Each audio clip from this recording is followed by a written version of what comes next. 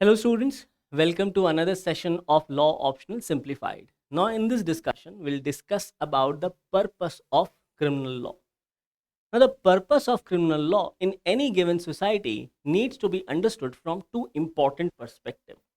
These two perspectives are element of social control in a society and the element of sanction in the form of punishment which a society imposes on any wrongful conduct or any wrongful behavior of a person.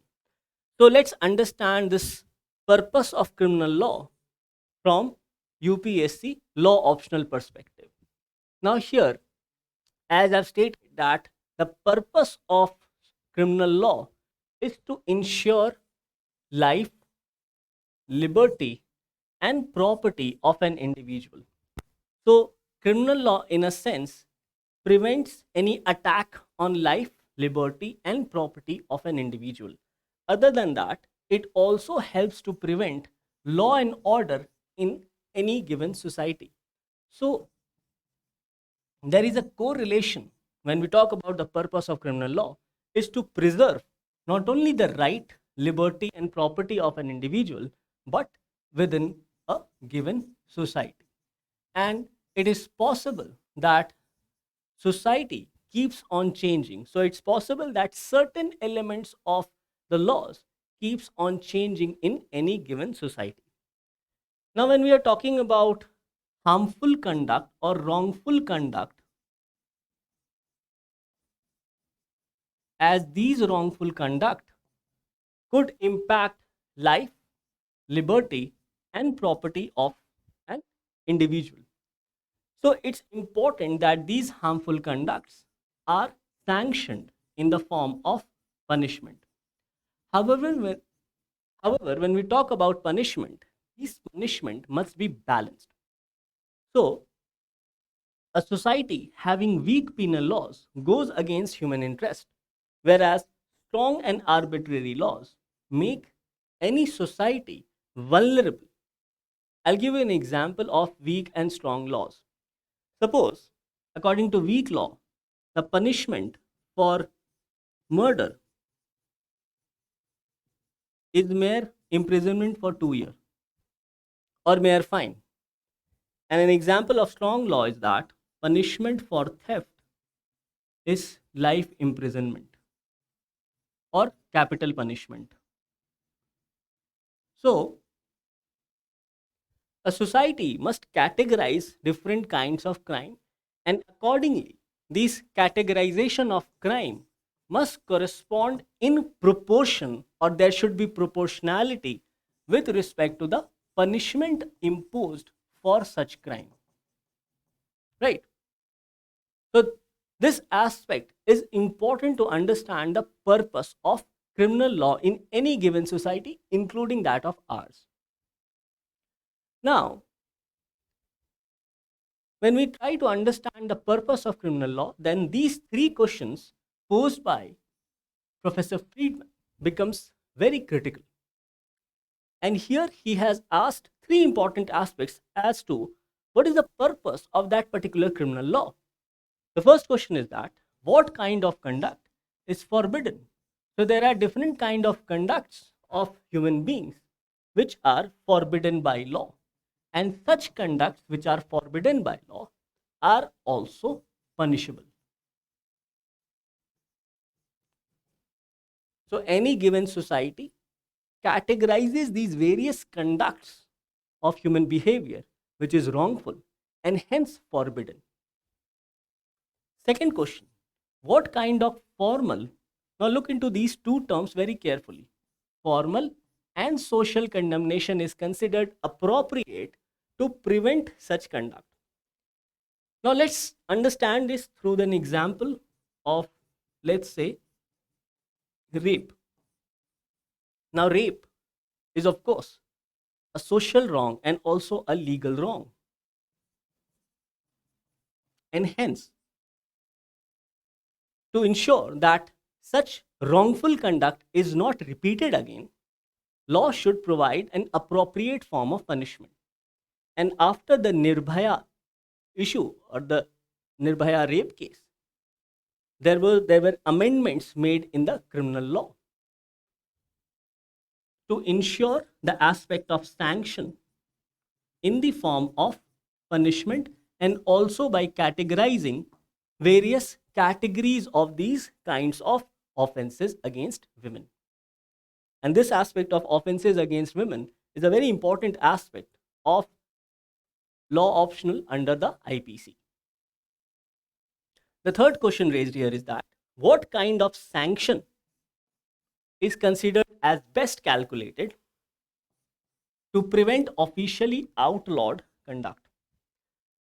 So, wrongful conduct, sanction in the form of punishment, and also he has asked the question of proportionality, that is the punishment provided for certain category of crime, is it proportional or not? So these three elements or these three aspects or questions must be looked into while understanding purpose of criminal law in any given society. Now when we talk about purpose of criminal law, then Nigel Walker has listed various purposes of criminal law. And when we go through these different purposes of criminal law as listed here, then we find out that most of these offenses either have been prescribed under the Indian Penal Code or under various statutory offenses. Let's look into this. First, protection against intentional violence. So the purpose of law is to provide protection to individual against intentional violence in the form of punishment. Now this intentional violence can be murder, can be any form of grievous hurt, abduction, or any aspect of wrongful behavior which can be categorized as intentional violence. Right? Most of these have been either provided under the Indian Penal Code or under various statutory laws. Next, protection. The purpose of criminal law is to provide protection against intended harm such as trafficking, infections, etc. Now, for infection, we have the Epidemic Diseases Act, and for trafficking, we have a separate specific law to prevent instances of trafficking. So, we have various legislations for these protection against intended harms as listed by Nigel Walker, who is a famous criminologist. He then says the purpose of criminal law is protection of vulnerable individuals, physically and mentally challenged people. So we have the Mental Health Care Act 2017 to ensure that such people are not deprived of their rights, or people do not take advantage of their vulnerable situation. Another purpose of criminal law is protection against unnatural acts such as sodomy, bestiality, incest, etc. However, when we talk about the Indian perspective, then consensual activities of the same sex is not an offense according to the Supreme Court judgment. Next, the purpose of criminal law is prevention of certain behavior in public. For example, obscenity is an offense. Nudity is an offense described under the Indian Penal Code. Protection of property against theft or damage or fraud. And this has also been prescribed as a punishment under the IPC. And lastly, protection of social institutions such as marriage, family, etc. Section 498A of Indian Penal Code or Domestic Violence Act, or other laws for protection of women particularly, and also for protection of marriage. So there are various purposes which is to be achieved by a criminal law. Now it's not necessary that there can be only one set of laws. There can exist different set of laws to achieve these various purposes. Now another important aspect to be understood is the context of rights and interest. Now every right can be categorized either as legal right or moral right. Now legal right are those which has protection under the law. And every legal right also creates certain interests. I'll give you an example. Suppose I have a property, and from that property, I get monthly rental income, right? So I have a right to property, and from that property, I receive a monthly rental income. So it is my right as an individual and also as a citizen in the society to receive this rental income. Now, what if tomorrow someone acquires my property forcefully without lawful process, without legal procedure, and he also takes away my interest in the rental income because of that forceful coercion? So, my interest is affected and also my right is affected, right? Now, although in India, right to property is not a fundamental right, yet there are certain legal protection for the same. So he says that administration of justice is concerned with enforcing rights and duties created by rules to regulate such human conduct. So there are certain rights which are categorized as legal rights. Upon these legal rights, there are corresponding duties. And it is the purpose of criminal law to protect my or any citizen's right, this legal right and corresponding duty, and also interest emanating from such right. So it says that legal rights refer to interests recognized and protected by rule of law. Certain jurisprudential aspects are important to understand here with respect to rights and interests. Violation of such interest would be a legal wrong, as highlighted here in this example. And rights are concerned with interest but are not identical. So rights and interest are concerned with interest, but they are not identical. For example, right to reputation or right to freedom, and only such interests are protected, that is, only such interests get protection of the law where there is a corresponding duty, as highlighted here. So if this is the legal right, then only this part will get the protection with respect to having a corresponding legal lawful duty. So this understanding is important to understand Roscoe Pound's aspect of social engineering, where he postulates three interests, and it is the purpose of criminal law to protect all these three interests. These three interests are private interest, public interest, and social interest. So let's understand through example these different kinds of interest, which is also to be lawfully protected, or it is the purpose of criminal law to protect these interests accruing from these rights. First, individual's interest of personality, his interest in reputation, his interest of integrity. The aspect of reputation has been protected through the section of defamation under the Indian Penal Code or other laws. They are safeguarded by laws of crimes, laws of contract, torts, constitutional law, etc. Then, interest of domestic relations of a person also needs to be protected. The relation between husband and wife. So, an example could be a husband who is constantly doing domestic violence on his wife. So, the law has to protect such kind of aspect. Or the relation between father and his children.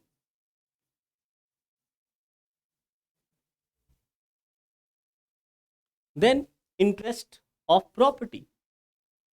The, the right of an individual, for example, say the father, to give away his property to his children or to any other person. So there is a set of personal law to protect such kind of interest. Further, such interest which are public in nature or which has certain public element. So it says that public interests are desires of the public in a politically organized society. Now the first aspect highlighted here is interest in preservation of state. Now why this is important? Because if if the state is not preserved, then it means the law and order, as highlighted in the first slide, there is a law and order situation, and this can impact an individual's right to life, liberty, and also property. Hence, a peaceful state or a state which follows rule of law is important. Then, and such other aspects which is important or which should be preserved so that an individual lives in the society. So it says administration of trust, protection of natural environment. So we have so many Supreme Court judgments with respect to protection of environment. We also have a provision in the directive principles of state policy and fundamental duties. Charitable endowments, seashores, territorial waters, regulation of public employment, etc. Because ultimately, the individual stays in the society. Hence, these public interests needs to be protected, and the purpose of criminal law should also be to protect these rights or interest of the public. Moving further, another important aspect is protection of social interest. Now, this has been highlighted through 6 different components. The social interest categorized through interest in general, such as general safety, health, peace, and public order, and security of transactions. So we have different laws to protect the interests in general of citizens. Then we have interest in the security of social institutions, in the domestic sphere, in the religious sphere, and also in the political sphere. For the political sphere, we have Representation of People Act, interest, protection of interest in the security. We have, it has been provided under Part 3 of the Indian Constitution with respect to right to religion. Then we have interest in morals, dishonesty, corruption, gambling. All these are to be prevented in a society. And the purpose of criminal law is also to ensure or protect interest in general with respect to these elements. Then he mentions about interest in conservation of social resources, such as dependents, those who are dependent on others, those who are defectives or delinquents. Delinquents refers to those juveniles who are habitual offenders and are often caught for their wrongful conduct in the society. Then, interest in general progress, economic interest, cultural progress, and political progress. So the society also needs to protect, or the purpose of criminal law is also to protect interest with respect to economic, cultural, and political progress. And we have different laws for that. And lastly, he mentions about interest in individual life, where will of individual is not subject to the will of another. It also refers to liberty, that a person is free to perform lawful activities or is not coerced by other people, other persons to perform such an activity which may be wrong or illegal. So these are the overall social perspective with respect to protecting interest. And I have stated that the purpose of criminal law is not only to punish crime, but also to ensure rights of an individual with respect to his life, liberty, and property. So criminal law or any penal law acts as a tool for social control. So moving forward, let's go through the 4 core principles of criminal law as forwarded by Professor Andrews Ashworth. The first point highlighted here is that criminal law to be used to censure substantial wrongdoing of an individual. So that is one of the core purpose or core principle of criminal law. The second point highlighted is that criminal law to be enforced with respect for equal treatment and proportionality. The point highlighted earlier with respect to categorization of crime and its punishment, both should be in proportion to one another. And based on this proportionality, the other two elements are also there. These includes person accused of substantial wrongdoing ought to be afforded protection appropriate to those charged with criminal offense. So this talks about providing or affording protection appropriate to those charged with criminal offense. And lastly, it says that maximum sentences and effective sentence, or the principle of maximum sentence and effective sentence levels, should be proportionate to the seriousness of wrongdoing. So again, the element of proportionality can be seen in the last three core principles of criminal law. So these are some of the important highlights with respect to purpose of criminal law, as in what is the purpose of criminal law in any given society. And if we talk about Indian perspective, we have Indian Penal Code and various other statutory legislations which provides for various offenses. So overall, these are the four important principles of criminal law as put forwarded by Professor Andrew Ashworth. So this is it for today. Thank you very much.